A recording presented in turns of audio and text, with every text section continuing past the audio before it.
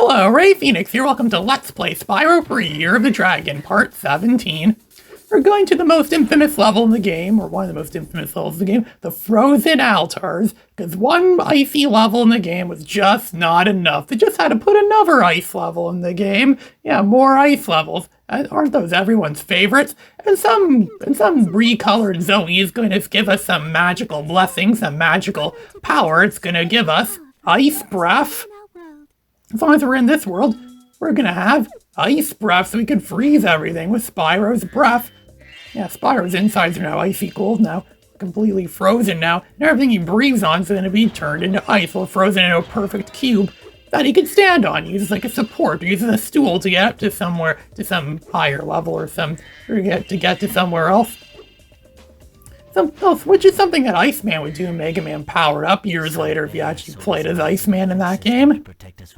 Oh, some bear sold him a laser defense system. Oh, a laser defense system? Would it be an Insomniac Games game without a laser defense system, right? Insomniac loves putting laser defense systems or laser turret grids into their games. And this game is just another one of those many games where you can actually control the laser beam and make it go on those Rhinox. Just fry them, just focus on them. They'll go up in flames, they'll turn black, they're going to explode into nothingness. They'll be dead and charred now. And we can also use it to ice this, to melt this icy wall there until it's completely gone. There we go, the icy wall is completely gone. And now we can escape from this level. Let's break those gem crate things, and we can collect the gems around here, all these gems. We'll be using our ice breath to access some of the other gems in this later level. So it seems like a power-up or an ability Insomniac Games want to put throughout the course of this game, but they only put it into one level. It seems a little bit elaborate to put like a whole new power-up that specifically only works in one level of the game. At least that's how it seems. I don't really know what their true intentions were. No one really knows the true intentions of these game developers were. He's just gonna eat the gems there and run over here, kill that thing, and I think there's another gem. Yeah, there are some more gems there, and some more health too. We're needing a lot of health to get through these levels alive. And just collect those gems. I don't think there's any gems hiding around the back part of that building. These weird-looking buildings that look very similar to some of the buildings in the original Jak and Daxter. I wonder if they got their idea from this. The sorceress brought the snowman. Oh, well, snowmen could be melted easy because they're just made out of ice and snow. Well, snow pretty much is just a form of ice. And just send a hot laser into it, the scorching hot laser, and there he's melted into absolutely nothingness. That snowman went down like he was nothing. Why did they even bother to put him there if they knew he could just get melted easy? They're pretty much useless. A lot of the enemies in this game are useless, but enemies actually do have a slight advantage over Spyro in this level, considering the fact they're quite large, and flaming them in one shot doesn't kill them, it just freezes them like that. They still have to charge into them afterwards, or head bash them or something like that, and then it kills them. They have those mammoth things there, and he's gonna give us a word of advice. These penguins sound very chill, like, yeah, we gotta do this. Yeah, they always sound very chill, despite the fact they're being attacked by the sorceress as Rhinox. And he just told us how to get up there to freeze and use him. It's like, oh yeah, some good advice. We'll freeze you. So we froze him, and we jumped up onto that ledge there so we could get the gems. Let's head bash this guy's bash attack. Like, sometimes I forget that head bash exists. I mean, it makes sense they use it a lot more in this game, because we have it for the entirety of this game. We got the head bash move pretty late into Spyro 2. There's a lot more swimming in this game than there was in Spyro 2. It's like, no, they really went all out Spyro on this game, like all his new moves and all of. Really shows how the series advanced over the course of only 3 games. If only there were a 4th game, what would that be, like a 4th game on the PS1? And Spyro would be one of those games that had 4 or more installments on the system it was released. Or at least that would be the case. There was a 4th game. Which is kind of a rare thing for a game series. Or not really a rare game. It's an uncommon thing for a game series to have more than 3 games, like 4 or more games, on the system where it debuted. But one of those game series I know for the original PlayStation that has more than 3 installments, 4 or more installments, on the same system it debuted, is Battle Arena Toshinden. I wonder if the people in Insomniac Games were fans of Battle Arena Toshinden, because they put a minigame into this level that plays very similar to Battle Arena Toshinden. And we're about to play it now. It requires the Bentley, but we already unlocked Bentley. So we could definitely play this battle. It's a boxing battle. Yeah, it's like Battle Arena Toshinden if it were a boxing game. He appears to be having some trouble with the Yeah, we've had trouble with another with a Yeti. Yeah, we're gonna fight a Yeti. Oh, look, it's the Yeti from Spyro, too. He's returning for this game. I guess he'd be back in this game. Only makes sense we get, Yeti fighting another Yeti. I'm not sure if he is a Yeti now. I know maybe he is some other mythical creature or something like that. Well, we're gonna show this Yeti who's boss. He probably recovered from that time he got crushed by that idol thing in the that large thing that crushed him in the Colossus level.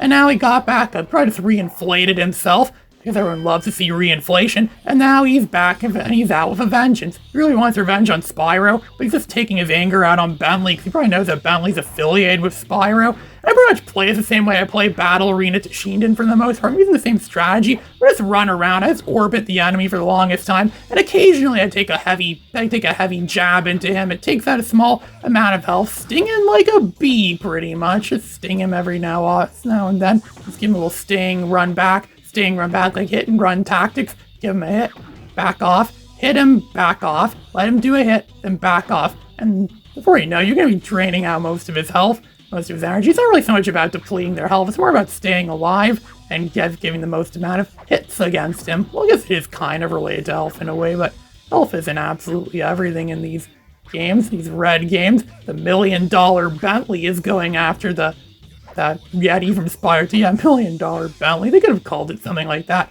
But then again, that would reference a movie that wasn't due to come out for 4 years after this game came out. You really showed him. It's more like Yeti Arena Toshinden, then. Battle Arena Toshinden, but with these creatures that have to fight against each other. We didn't get his ball back, but we got Ali back. Yeah, because losing your ball to a Yeti is like losing your ball in the property of the North Korean embassy in the UK. You're not getting that back. I wonder if this Yeti was from North Korea. Maybe North Korea sent this Yeti into this game to infiltrate our game as a way for them to sabotage gaming in America. They're not going to have him in any of the North Korean video games, so then it'll make their games look better. I mean, North Korea apparently still has Angry Birds available on all their phones, so you can play Angry Birds in North Korea, which is a game that's kind of hard to play on a lot of phones in the world outside North Korea now. Yeah, how ironic is that? Apparently mobile gaming is the most popular form of gaming in North Korea, or so I've been told. I don't really know much about North Korea, but I'm pretty sure this Yeti is from North Korea. It would explain why he likes to dress in red a lot of the time. He's probably, he probably likes North Korea. And we're the blue guys, the boys in blue, the Americans in blue going against the North Koreans. I wonder if they'll ever have a boxing match like this with North Korea in real life. Maybe they do, because they supposedly do have sports like this in North Korea, and that deadly country that I think is one of the worst countries there is, and yet a former friend of mine disagrees and thinks it's completely justified. Maybe that's secretly my former friend in disguise. Maybe he disguised as a Yeti, went into this game just so he could fight him. But why would he do that? That would kind of show he cares about some of my work. And as we all know way too well, he doesn't give a crap about anything I make, so would it even matter? So we have this is also, this isn't really much like Spectre Boxing. Like Spectre Boxing, we actually play as a guy in red, and we had to fight against a guy in blue, and it was simple. We didn't really even run around the ring at all. We just simply flailed the analog control sticks around, like round and just circled them around, just spin them around. You spin me right round, and smash the crap. I always get carpal tunnel from doing those mini games. My thumbs would get sore all the time. I remember making videos about those games way back in the early days before there was any commentary in my videos. Those were some pretty hard. Those were some. What was I gonna say? Those were some pretty challenging mini games. I never really got to the end of Spectre Boxing. I don't think. I'm not even sure if you're intended to get to the end of it, anyways. It doesn't give you anything to use. If there's anything useful in Spectre Boxing, it's just a mini game and that's it. Well, in this case, this game is, I'm guessing this is kind of easier to play since it's just one-on-one. You'll eventually win if you keep playing and learn the technique behind it. And it does increase your progress, of course, which is why we're playing this, so we could win another, well, it's pretty obvious at this point, we're winning another egg. What else would this be about? It's always about the eggs. I think they may have, I don't remember correctly, but I think they may have put this on the back of the case for the game, like saying, oh look at Spyro, look at the new stuff you have. There's this one single level from Battle Arena Toshinden in it, possibly a reject from that game. Battle Arena Toshinden's full of the, what you call them, the rejects, those rejected games, those rejected levels. I think a lot of the levels in this game are rejects from, what do you call it, the original Spyro game. Might even be rejects from Spyro 2 in this game too. I've seen references to Spyro 2 in some of these levels.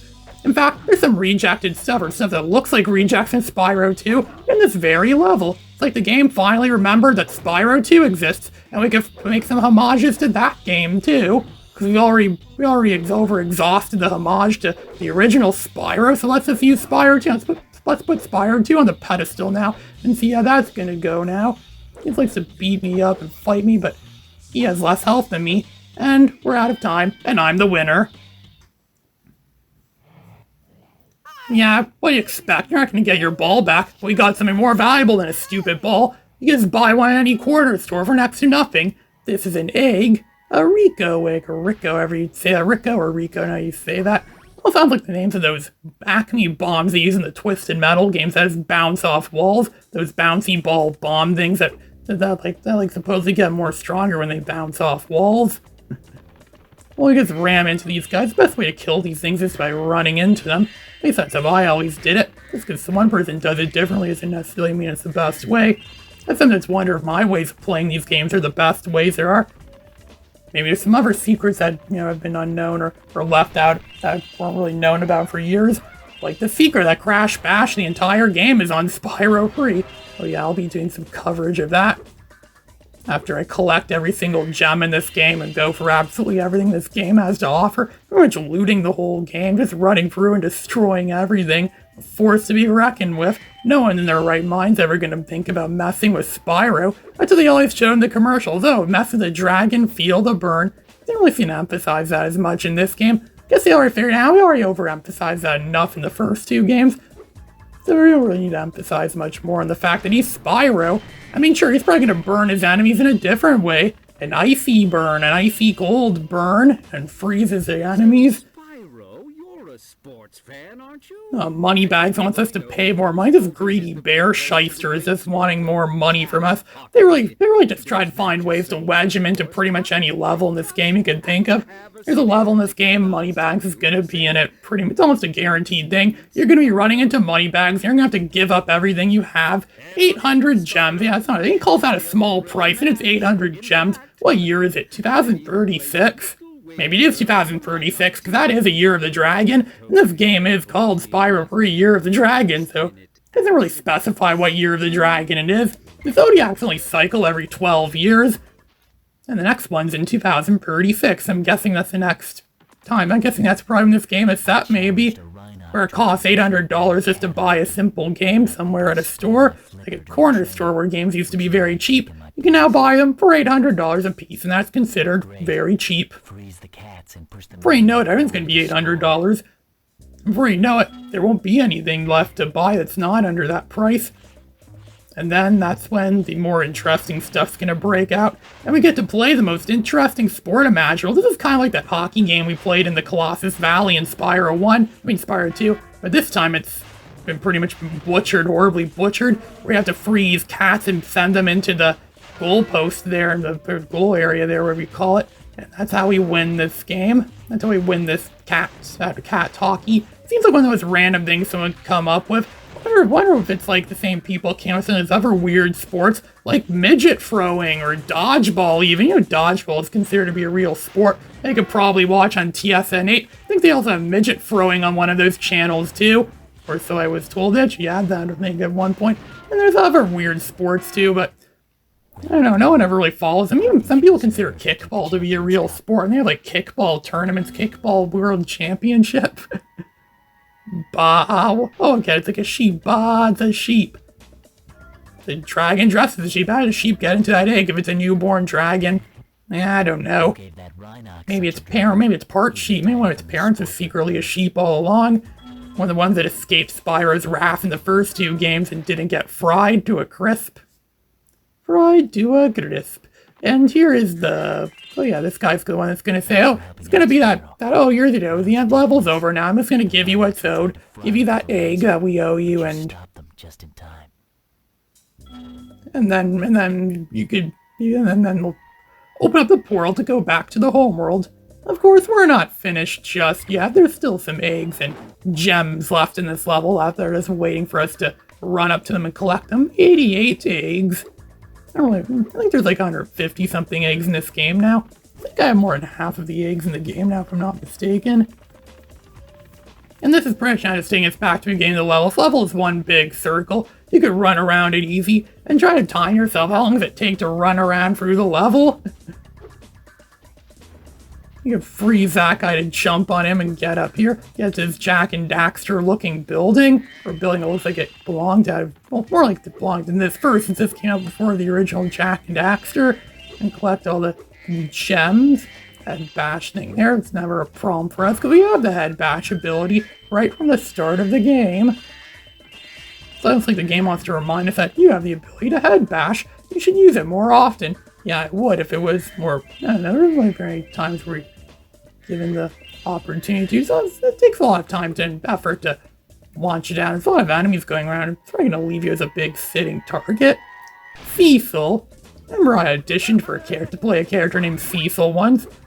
And I remember even drawing a gift of Cecil, or sculpting a gift for the guy that made the Cecil character too. But he didn't seem to like it that much, and he kind of shrugged me off. What a jerk.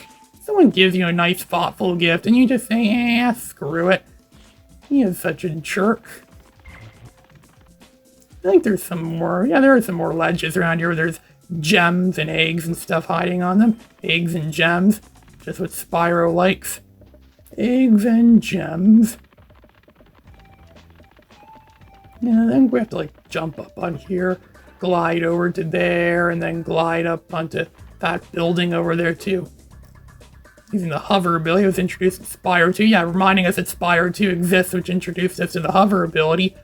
This level is more reminiscent of Spyro 2, mostly because of the hockey segments and the Yeti and...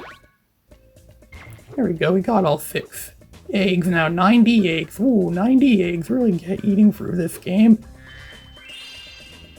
I think there's some gems remaining too. I'm not even sure where those last gems are. I've been playing this game for years and I still get lost all the time. Still don't know where everything is. Well, it's definitely not in that portal. That portal's going to take us back to the Evening Lake. And I strictly never leave levels unless I've got them 100% complete. Unless it's a level it's not possible to get 100% complete the first time around. I think by this point in time, most levels I think can be 100% completed. Mostly because I've saved or rescued, however you want to say it. But most of the playable characters in this game have been saved at this point, so actually 100% complete a lot more levels now. But I like to do it in one long adventure at the end, when we get close to the end. There we go, we got all 600 gems. Level complete. Frozen Altars is now 100% complete. It's going to be added to our total amount of gems. Hopefully those stay safe from money bags, that greedy old bear. Returning to Evening Lake. We're actually getting a cutscene. I forgot these were a thing.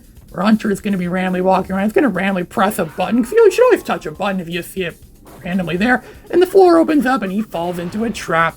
How dumb was he? He just pressed a random button he saw lying on the floor like that. Ray Phoenix, signing out.